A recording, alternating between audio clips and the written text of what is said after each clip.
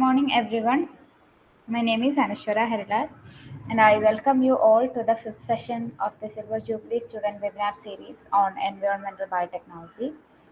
As you all can see on the screen, today's topic is marine birds as sentinels of environmental pollution. So, in this webinar, I would like to discuss environmental pollution, its types, marine pollution, and some case studies conducted in different parts of the world using marine birds as the pollution indicators with you. Prior to meeting the sentinels, I would like to discuss the major problems we are facing since the past few decades. All of us are having the memory of participating in poster making, quiz, speech competitions, etc. during our childhood on World Environmental Day, right? So, we are talking about environmental pollution. Environmental pollution is not a new phenomenon, yet it remains the world's greatest problem facing humanity and the leading environmental causes of morbidity and mortality. Man's activities through urbanization, industrialization, mining, and exploration are the forefront of global environmental pollution. Both developed and developing nations share this burden together. Though awareness and stricter laws in developed countries have contributed to a larger extent in protecting their environment, despite the global attention towards pollution, the impact is still being felt due to its severe long term consequences. It's an incurable disease, it can only be prevented. It is defined as a contamination of the physical and biological components of the earth or atmospheric system to such an extent that normal environmental processes are adversely affected.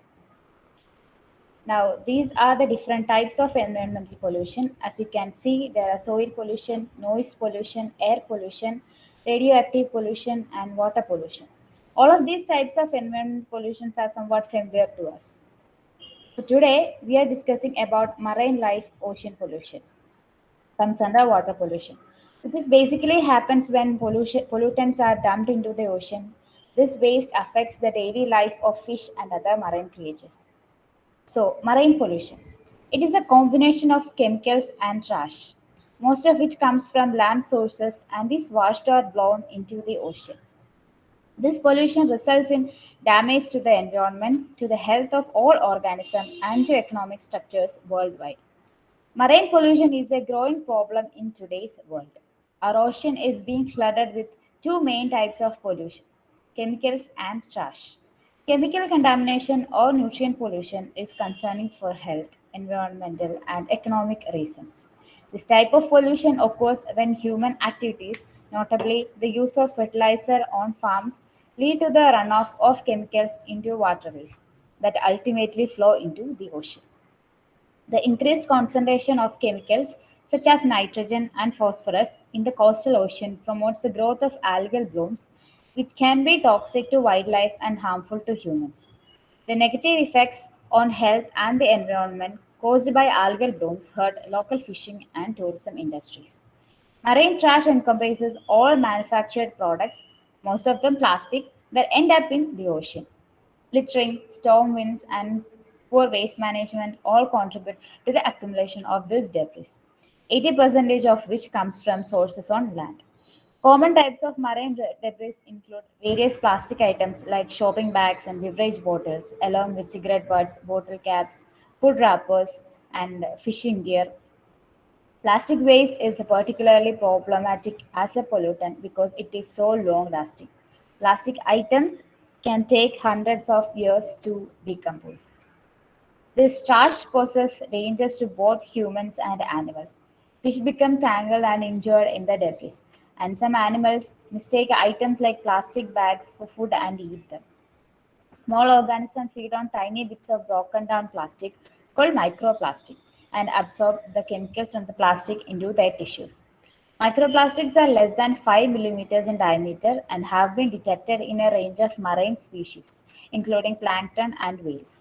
When small organisms that consume microplastics are eaten by larger animals, the toxic chemicals then become part of their tissues. In this way, the microplastic pollution migrates up the food chain, eventually becoming part of the food that humans eat. Now, talking about the main causes of marine pollution, as you can see in this figure, there are many causes of ocean pollution. Of all the facts, there is one constant. Most pollution in our ocean begins on land and is caused by humans.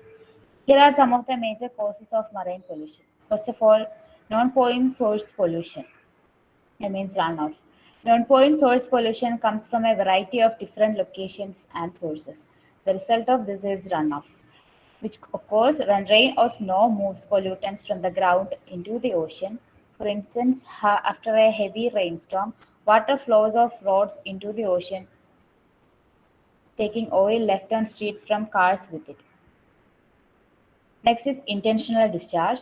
Manufacturing plants in some areas of the world release toxic waste into the ocean, including mercury, while it is intentionally being released into the sea.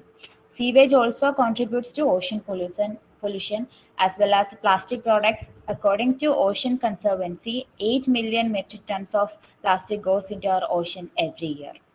Next, oil spills. Ships are major contributors to ocean pollution, especially when crude oil spills occur. Crude oil lasts for years in the ocean and is difficult to clean up. Next is littering. Atmospheric pollution, which refers to objects carried by wind to the ocean, is a big problem. Items such as plastic bags and styrofoam containers become suspended in the water and don't decompose. Ocean mining. Deep sea ocean mining causes pollution and disruption at the lowest level of the ocean. Drilling for substances such as cobalt, zinc, silver, gold, and copper creates harmful sulfide deposits deep in the ocean. The sea animals are the major victims of ocean pollution because they mistake small plastic debris for food or become entangled in or strangled by plastic bags and discarded fishing nets. Animals most vulnerable to harm from plastic debris in the ocean include dolphins, fish, sharks, turtles, seabirds, and crabs. And many seabirds mistake plastic for food. And here is why. All kinds of animals are exposed to dangerous plastics during any point in their lives. Litter and debris can be left floating in the water or washed upon beaches, often becomes a snack for seabirds or even fish. Scientists have long wondered why animals choose to eat plastic, considering it has no flavor or nutritional value. Animals usually have a reason for the decisions they make. If we want to truly understand why animals are eating plastics in the ocean, we have to think about how animals find food. Many kinds of plastics are used to package food, whether it's fish, meat, crumbs from the leftover chips at the bottom of the bag, or something else. On the other hand, birds are particularly attracted to smaller plastics that are easy to swallow, and these will remain in the bird's stomach for a lifetime, eventually becoming lethal when too much is consumed. Another scent, in addition to food smells, seems to attract seabirds. The scent originates from a type of chemical released by algae known as dimethyl sulfide (DMS). This chemical literally coats any plastic that floats in the ocean water, and this scent just happens to attract birds. To test this theory, a group of researchers created sample sacks of three different kinds of plastics: high density polyethylene, low density polyethylene, and polypropylene. These sacks would prevent the plastic from escaping into the ocean, where they would be testing their theory without adding to the growing plastic pollution problem. 3 weeks later, they collected their plastic and analyzed them in a special machine that could detect DMS. Sure enough, it seems the 3 weeks in the ocean were enough to give the plastic the smell that supposedly attracts seabirds. The researchers found birds that tracked the scent of DMS were more likely to go after the plastics than birds that don't, proving that there is a link between DMS and plastic consumption in birds. Many of these species of birds reportedly nest in underground burrows, often overlooked by science when taking plastic consumption into account. The researchers conclude that these often forgotten about bird species are the ones that are most at risk for eating plastic. Now let's meet the sentinels, the marine birds who are the indicators of environmental pollution. Birds are a group of vertebrates historically adversely affected by metals and other pollutants. Different avian species have been used as powerful sentinels of environmental pollution. Some metals such as lead, cadmium, mercury, and arsenic have been broadly studied in avian species and are well known for their accumulation capacity and deleterious effects in birds, including alteration in reproduction, behavior, growth, immune function, and survival. Marine birds are useful as bioindicators of environmental pollution in estuarine and marine environments because they are often at the top of the food chain, ubiquitous, and many are abundant and common, making collecting possible. While large, wide-ranging corn species, abundant, long-lived, easily observed, and important to people are the advantages of them. But many of the species are migratory, making it difficult to determine where exposure is occurring. So, sedentary species or young birds that obtain all their food from parents are used for examination. Marine birds can be used as bioindicators in many ways, including tissue levels of contaminants, epidemiological field studies of effects, and experimental and laboratory studies of dose and effects. They accumulate high levels of mercury. Mercury contamination in seabirds occur mainly via food intake and because mercury is not homogeneously distributed in marine ecosystem. Trophic ecology has been proven to be the main driver of intra and interspecies variations of mercury concentrations. For example, mercury bioaccumulation is enhanced in the mesopelagic zone as a result of high levels in prey and water chemistry controlling mercury speciation and uptake at the base of the food webs. Their high tropic position may be the major factor explaining their consistent high mercury concentrations, but phylogeny could also influence mercury concentrations. Even though the main route for mercury contamination in seabirds is via food intake, the mechanism underlying bioaccumulation remains poorly understood. Several factors can lead to variation in mercury burdens: phylogeny, tissue type, and life history traits, nutritional condition, age, and breeding status. Interpreting the impact of observed contaminant concentrations on wild organisms to establish threshold values can be challenging, especially because these animals are potentially exposed to diverse stress factors in their environment or to a cocktail of pollutants. Sensitivity to contaminants varies among species, sex, and age class, and a few data are available on mercury threshold values inducing detrimental effects on birds. Seabirds nevertheless present efficient detoxification process and therefore may be able to cope with a higher mercury exposure than terrestrial birds. Organisms can be contaminated via several routes, such as respiration, skin contact, but mainly through feeding, and the level of contamination is aggravated through bioaccumulation and biomagnification. Thus, seabirds can be used as indicators of environmental quality by reflecting ecosystem health and are known as ocean sentinels. In this context, non invasive methods of acquiring samples.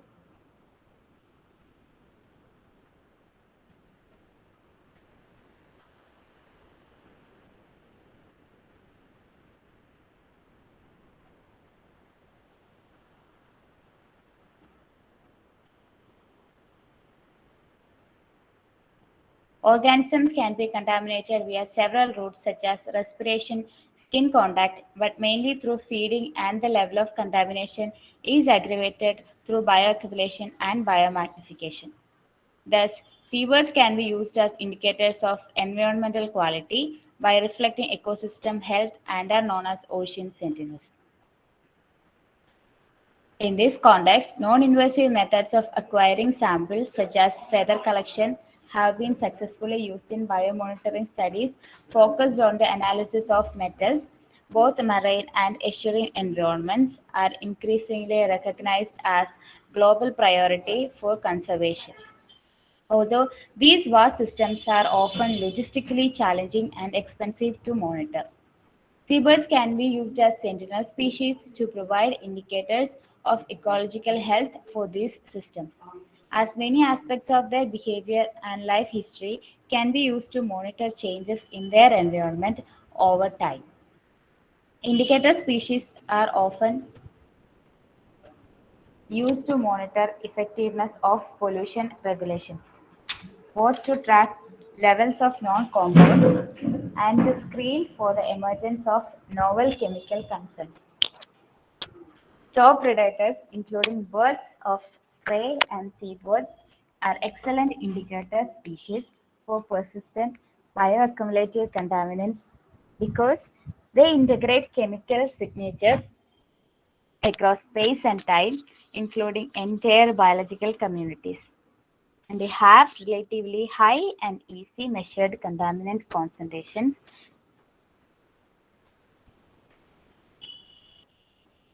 and are consumed by humans or represent levels in human consumers of wild food.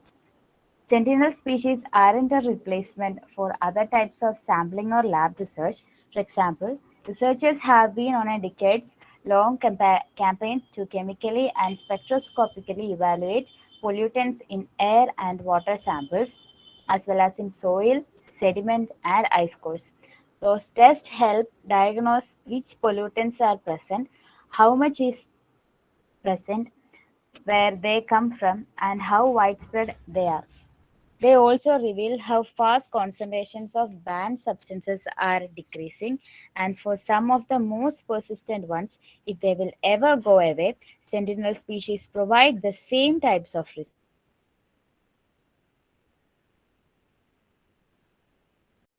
in ecological systems.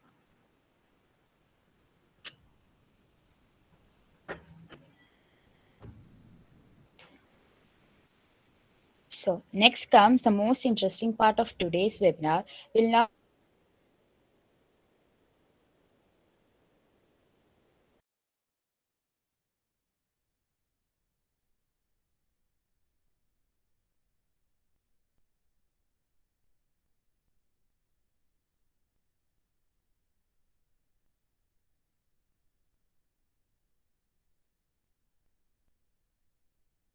being a natural plastic detector.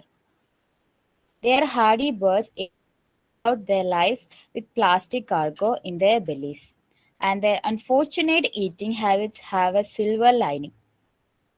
The decomposing algae that adheres to floating plastics can make it smell and taste like food to a northern fulmar. Although its name comes from the Old Norse for fall gull, the former is actually an open ocean seabird related to petrels and shearwaters. It earned the fall part of its name fair and square by vomiting on would-be predators. Its compact bill is topped with distinctive tube-shaped nostrils useful for excreting salt from the seawater it drinks. Those nostrils also lead to Fulmar to its prey small marine animals such as krill that it plucks from the sea surface. These little creatures tend to smell sulfurous like the decomposing algae they feed on. Meanwhile, floating plastics get coated with algae as well and pick up the same scent. Concentrated on the top of the water column, the tasty smelling plastic morsels are sniffed out and snagged by fulmars. Northern fulmars eat algae coated plastics floating on the ocean surface that smell like food, and they also eat fish that have consumed plastic particles.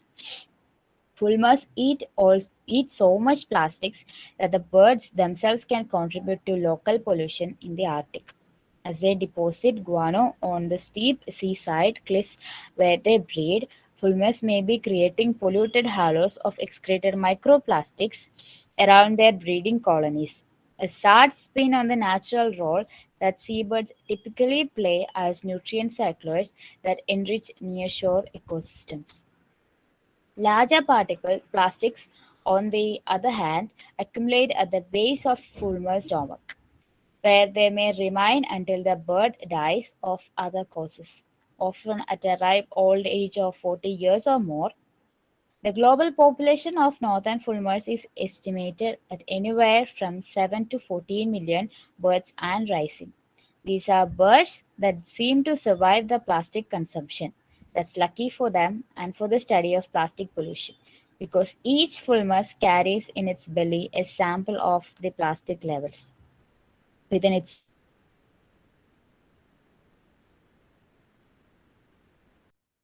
own Arctic subregion.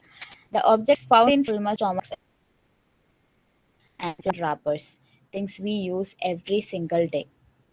Monitoring in the harsh conditions of the remote high Arctic sampling water, air, sediment, or living things tends to be neither easy nor cheap. But in the northern Fulmar, researchers have found an extraordinarily cost effective and labor saving tool for plastic monitoring.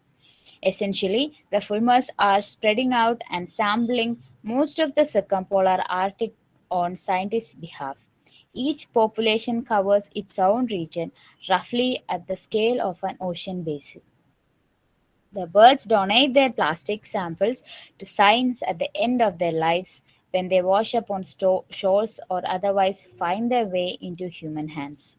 Researchers from United States, Canada, Europe, and Russia are developing a plan to use fulmars as a key monitoring indicator in what's hoped will become the global effort to keep plastics away from the circumpolar Arctic in the future.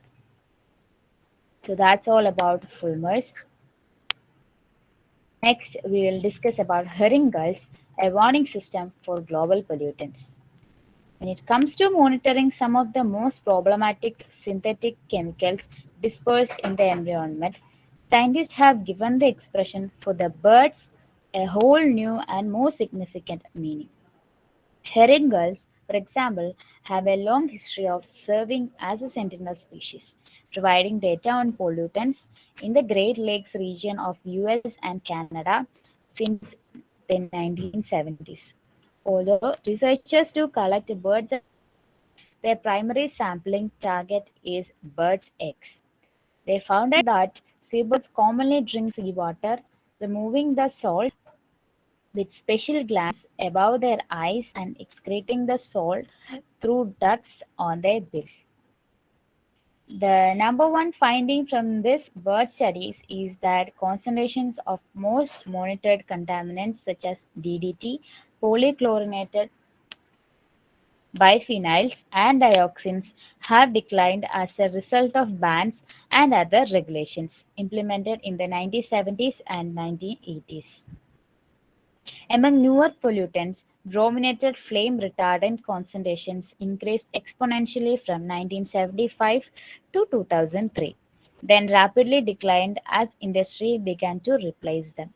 Levels of long-chain fluorinated alkyl compounds increased between 1975 and 2009, then began to decline after an agreement by chemical companies in 2008 to phase them out. Mercury levels increased in seabirds' eggs from 1975 to 1993 and have mostly plateaued since then. Now we'll move on to another interesting case study of black-legged kittiwakes, which act as indicators of environment change in northern sea. One region currently under pressure from human fisheries and climate change is the North Sea. Standardized seabird monitoring data have been collected on the Isle of May, an important seabird colony in the northwestern North Sea, over the last 10 to 20 years. Over this period, oceanographic conditions have varied markedly. A major industrial fishery for sandlace recruited nearby. Stanley's fishing grounds close to seabird colonies down the east coast of the UK were closed in 2000 in an attempt to improve foraging opportunities for breeding seabirds, particularly black-legged kittiwakes. Initially, these closures seemed to be beneficial for kittiwakes with a breeding success recovering to pre-fishery levels. However, despite the ban continuing, kittiwakes and many other seabird species in the North Sea suffered severe breeding failures. During the breeding season, kittiwakes at this colony switched from feeding on 1 plus group to O group Stanleys, and results indicated that availability of both age classes had a positive effect on kittiwake breeding success.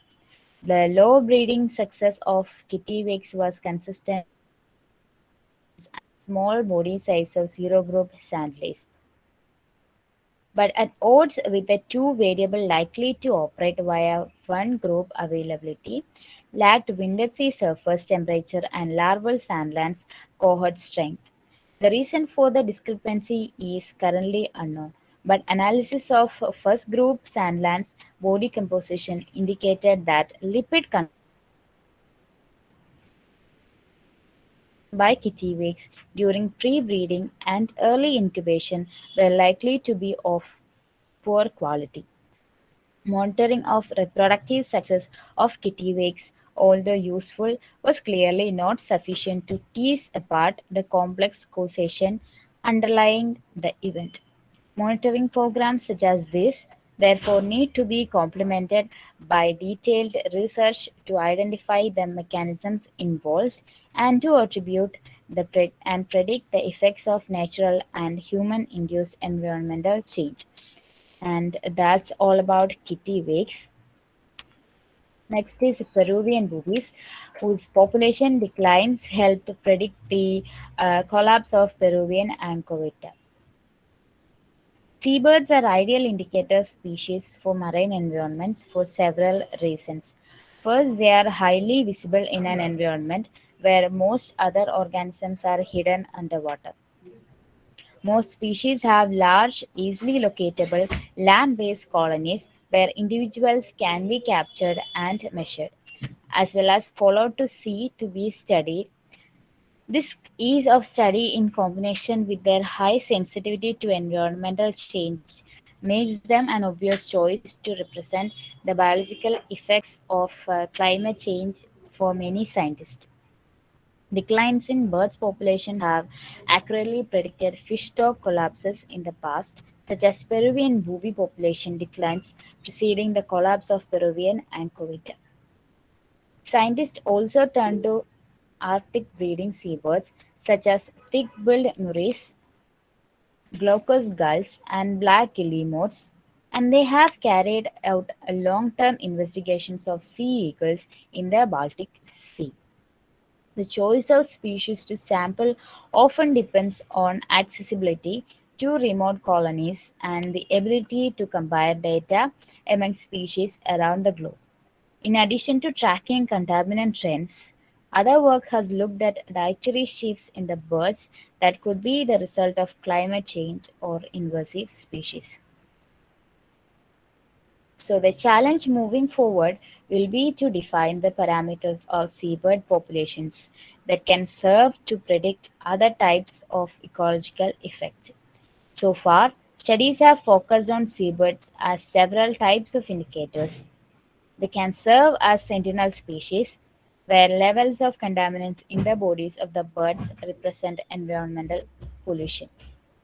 The potential for seabirds to be used as environmental indicators is just one more reason they are integral in the world's ecosystems. In addition to being top predators, important prey items, and living connections between distinct locations, they could now help humans control a problem that could cause damage to habitats globally, which is why scientists and managers are working together to effectively study and conserve these vitally important species around the world. The solutions for marine pollution include prevention and cleanup. Disposable and single use plastic is abundantly used in today's society. From shopping bags to shipping bag packaging to plastic bottles. Changing society's approach to plastic use will be a long and economically challenging process. Cleanup, in contrast, may be impossible for some items. Many types of debris, including some plastics, do not float, so they are lost deep in the ocean. Plastic that do float tend to collect in large patches in ocean gyres. The Pacific Garbage Patch is one example of such a collection, with plastics and microplastics floating on and below the surface of swirling ocean currents between California and Hawaii in an area of about 1.6 million square kilometers. Although its size is not fixed, these patches are less like islands of trash and, as the National Oceanic and Atmospheric Administration says, more like flecks of microplastic pepper swirling around an ocean soup. Even some promising solutions are inadequate for combating marine pollution. So called biodegradable plastics often break down only at temperatures higher than will ever be reached in the ocean. So let's be aware and make sure we are not blinding those Nemos. And once again, I would like to thank Biju sir for giving me this opportunity and all my friends for joining me today. Thank you.